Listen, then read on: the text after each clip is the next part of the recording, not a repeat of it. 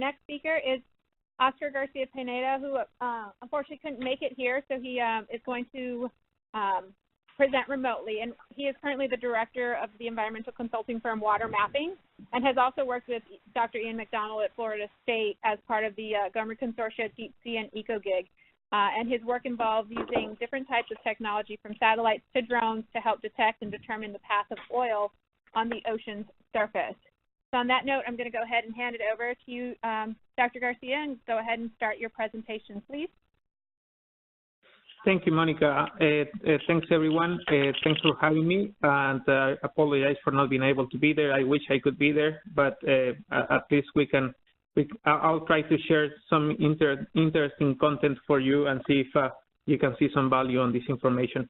I'm going to show you how we use UAS or drones into tactical oil spills response operations. And the work I'm going to show you here is basically work that has been done in collaboration with my colleagues from NOAA, BESI, EPA, and the University of South Florida. Okay. So if we think about the drones and we think about oil spills, I think an easy way to classify the utilization of drones is on these three different areas: monitoring, response, or assessment. And if we think about everything we wish to have on a drone that will be monitoring, so these are the qualifications, and response and assessment. So what I'm going to be focusing today is on these two parts, on how we use drones and how I use drones for response or for assessment. For response, I basically will rely on telemetry, real-time video broadcast, durability, drones that could fly under range of operation conditions, etc. And for assessment, we refer to drones capable of collecting data that can be geotagged and that can be fly for long periods of time. All right, so this is just an example of the type of drones that I use on the field. So, for example, we have here I normally use a drone that has a capability to reproduce high video quality and flies very fast, like the Inspire that I have there. And then I'm holding here a drone that is waterproof, and this drone I have used it to collect samples. And then I use a larger drone as well where I can mount multi sensors and collect different types of imagery. So why we use these drones? Well, because always from the sea level, we cannot get the level of detail that we can see from the air. And what we are looking to use the drones are for identifying these areas on the field that can be of interest to either responders or for assessment. So having the ability to see these type of images on real time from a responding vessel is crucial to see how we can position the boat on a tactical way to operate the tasks that we have in hand. For example, either we might want to sample the thick oil, or maybe position the boat where it can skim the area, or even position different types of boats that are going to contain the oil, or deploy a booming or such a thing. So other things that I have done recently, well, it was actually a couple of years ago, we started looking into developing a sampler that could be mounted on a drone.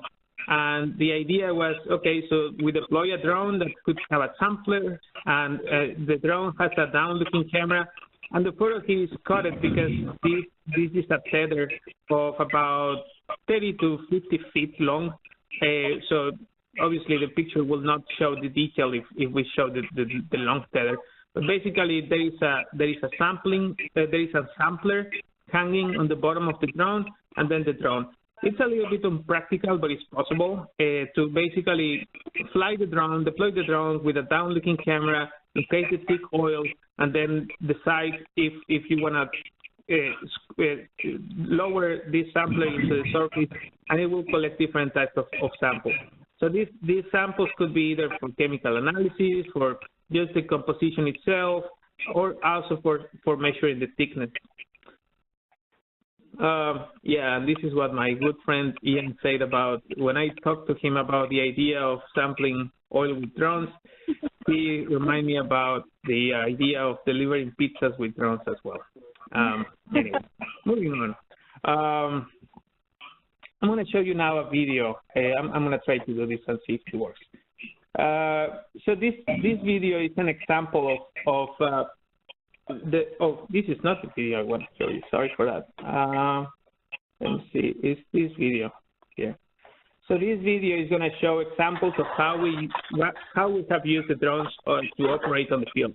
What we are doing here, for example, is we deploy the drone, and now we have a real-time video that shows how the oil is moving, where the target of a thick patch of oil is moving, how we need to drift.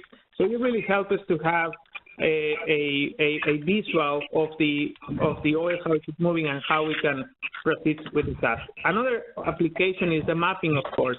So for mapping, anytime during the footage of the video, we can stop the video, collect the telemetry, and then produce a map, and then as well do classifications of oil.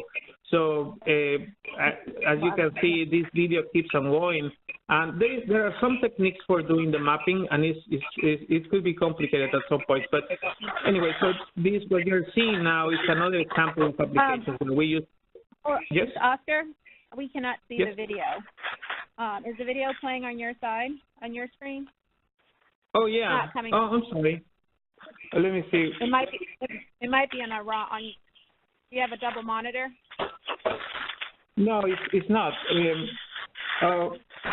Hold on a second. Let me stop sharing. Now I'm gonna do the sharing again.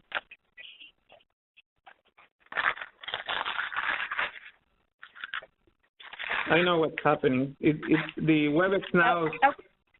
Okay. Now we see it. Okay. So I'm sorry. Yes, the WebEx asks you to select which application you want to share. It's not only sharing your desktop, but you need to say exactly which application.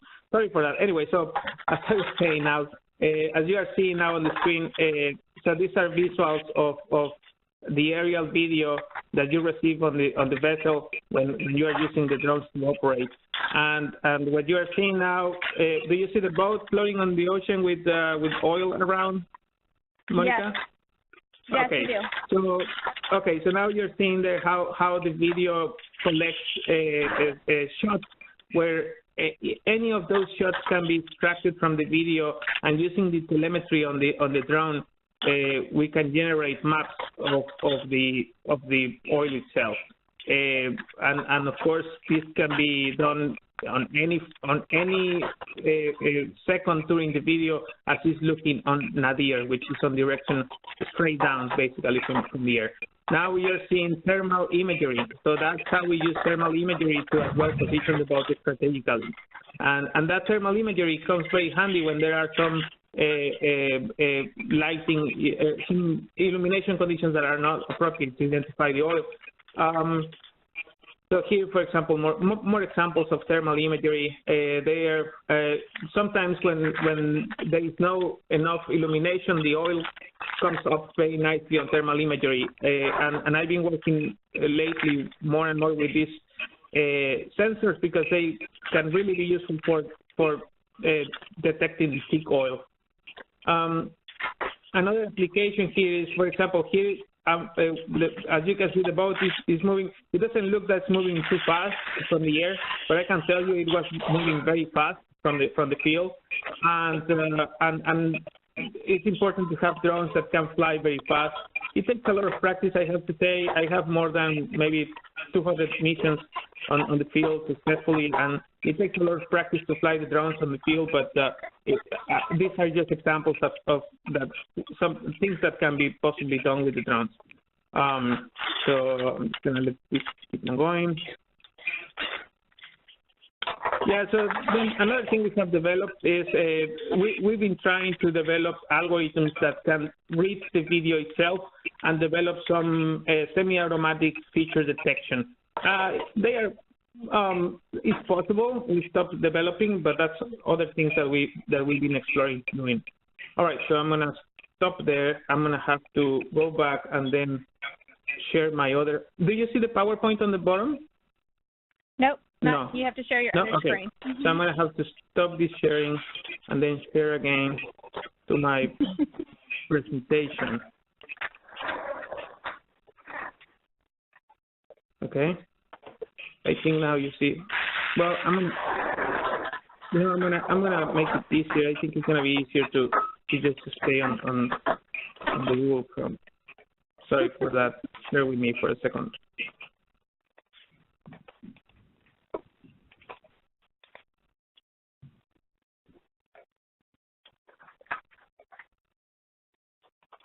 Okay, so can you see the YouTube now? Yes. Okay, so what I'm going to show you here is recent work that I've been doing along with Bessie and my colleagues from NOAA, EPA, and University of South Florida. We developed a system that could be mounted on a drone. This is a multispectral system that it holds multiple cameras. I'm going to pause the video here.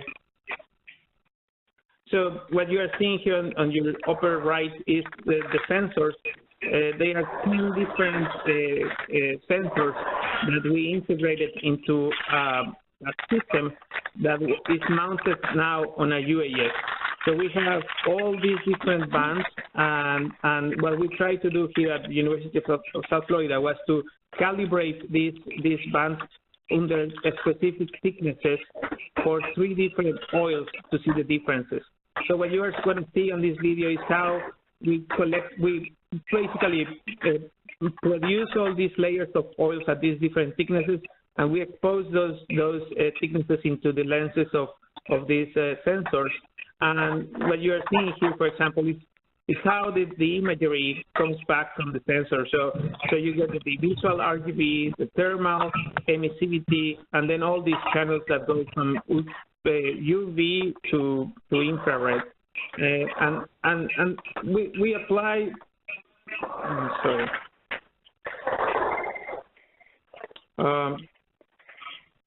Okay.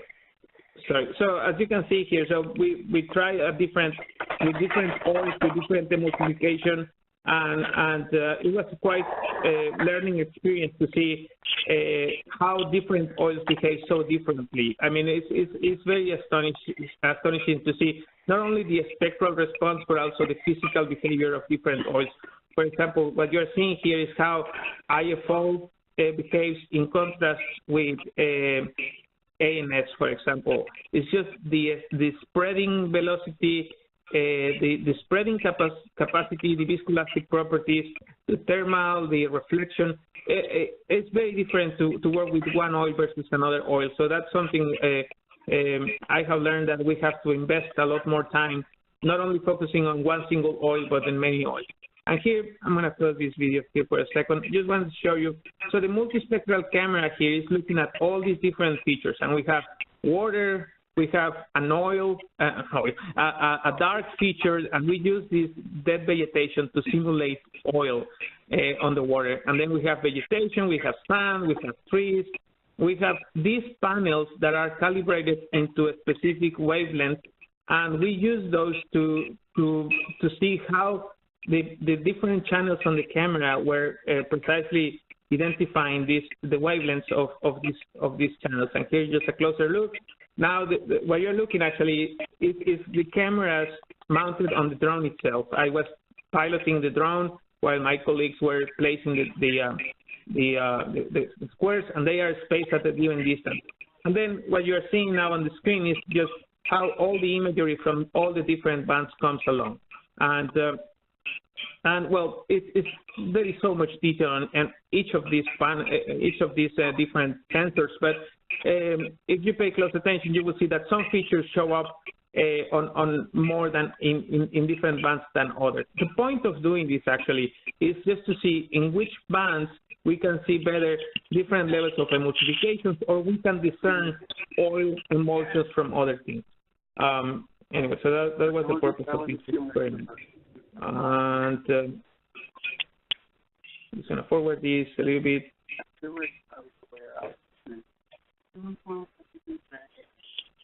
And here as well, we have our colleague Xiao Yi. It's a PhD candidate from the University of South Florida. Here, going through these panels, you can see the differences, how different bands react strongly to vegetation more than other things. So before going into my PowerPoint, I'm going to stick here to YouTube. I'm going to show you another new drone technology that we've been using. So now we have ROVs that we integrated sensors on the ROV. This is a fluorometer, and we also have water samplers and sensors like depth sensors and salinity, turbidity, etc. So the purpose of having this instrument is to combine the ROV with the UAS to, as well, strategically deploy the ROV on areas where we see thick oil or thick emulsions, and measure or identify the level of oil concentration underneath the plume at different depths, and as well to collect samples of oil, of water. So we are doing that to understand how much entrapment of oil is under the slick when the slick is, sheens or different levels of thicknesses or emulsion. So, okay, I'm gonna let this video keep going. This was an experiment that we did at onset a couple of weeks ago, and as I'm showing there, the ROV has a sampler, and then we can extract the samples that can be seen. I mean, the fluorometry is good, but the fluorometry has to be also validated by the water sampler to make sure that we are looking at peaks related to oil and not to other things. All right, so I'm going to stop this, and then I'm going to go switch to PowerPoint.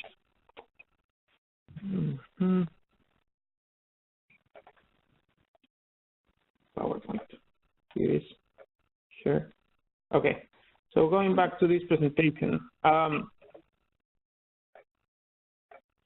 Okay, we show all of these.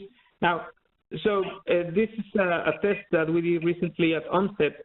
So we took our multispectral drone, and now here is hung on a crane. The reason for that is because there were some restrictions on the Navy base that we couldn't fly the drones for safety restrictions, but we found a way to actually use a crane to hang the drone and actually just get as much just the same data that we will get. We will be flying the drone. Anyway, so this is an example of what I was trying to tell you. So we put the squares with 1 meter of area, and then we set different thicknesses of the same oil. And then we actually, my colleagues from University of South Florida were fortunate to bring all the way to New Jersey some sargassum from the old Mexico, and we just mix sargassum with the water, and then we mix it with some oil, and then we look at the multispectral data, and then we see again how each of the channels sees different things. As you can see here, for example, even when the visual data doesn't show, and I'm going to go back, you will struggle to see if there is any oil on these panels at all by just looking straight down from the air into regular RGB. But as you are seeing into, for example, the thermal information, you can see that thermal is seen where some signature variance that is related to those thicknesses. And then we have each of the different channels, which what we have found is that the short part of the spectrum helps us to detect thin oils, and it's hard to see here, but anyway. I just wanted to show you this contrast, how it looks the UV at the healthy or damaged sargassum across the spectrum, and that's the main application of using the longer wave sensors to discern how different levels of emulsifications and different other features can be identified or discerned. So basically, that's what I have. I felt like I was rushing a little bit, but I hope you could get the message. I want to stop here and see if anybody has any questions. Yes, just for me. Anybody have any questions?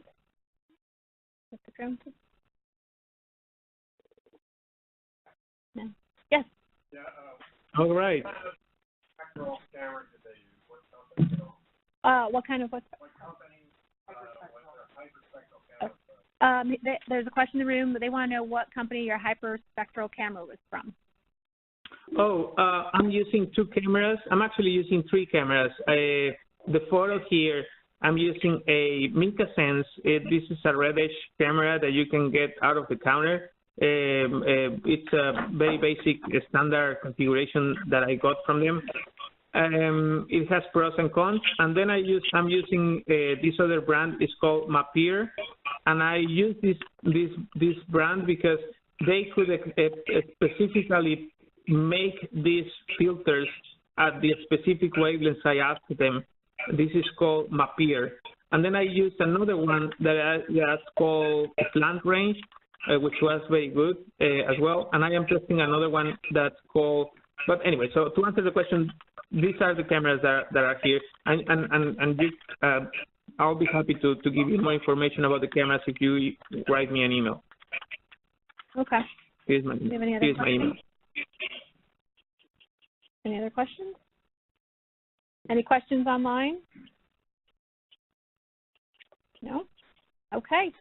Well, thank you, Oscar, for all your for your presentation, and we appreciate you doing it remotely so to make sure we could get some of this great information into the room. So thank you, Monica. On that note,